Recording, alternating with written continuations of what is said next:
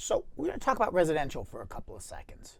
According to the Bureau of Labor Statistics, the entry point to be in the top 10% of residential earners was 2023 was $125,000 a year. So how do you make that if you're selling houses? Well, take an average sale of $450,000, a little above average for the country, a 3-point fee, an 80% residential split. Just add a couple of bucks to make it round numbers, and you're doing about a $10,000, $10,400 deal a month. Boom, you're at $250,000. Okay. So a lot of commercial brokers, switching gears, don't even hit that number. And here's the thing: a lot of those commercial brokers that fall short of taking home $1.25 after split, they're doing a lot of deals. They're doing lots of small deals over and over and over again. And when you do lots of small deals over and over again, you make money. So what's the secret? What's the difference between the commercial broker that's struggling to get to $100,000 and the commercial broker that's comfortably above $1 million and trying to keep going?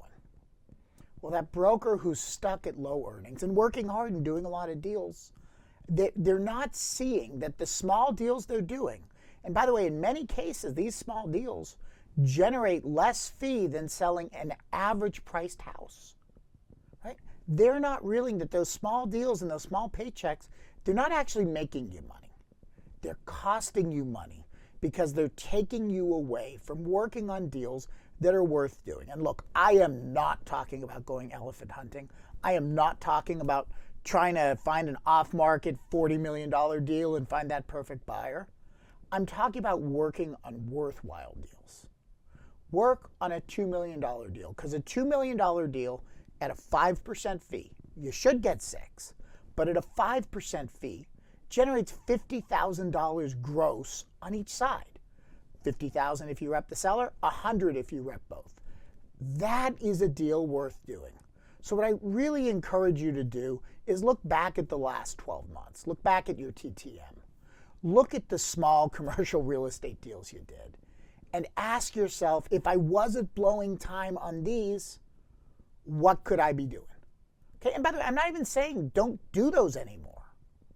Just spend all of your time, if you're bird dogging deals, if you're hunting, hunt for deals that are worth doing. And of course, if you need help figuring out what you need to do differently to get in front of those bigger deals or how to find those bigger deals, reach out. I can help. And in this shirt, I'm easy to find. Thanks for joining me for some quick commercial real estate coaching. Bye-bye now.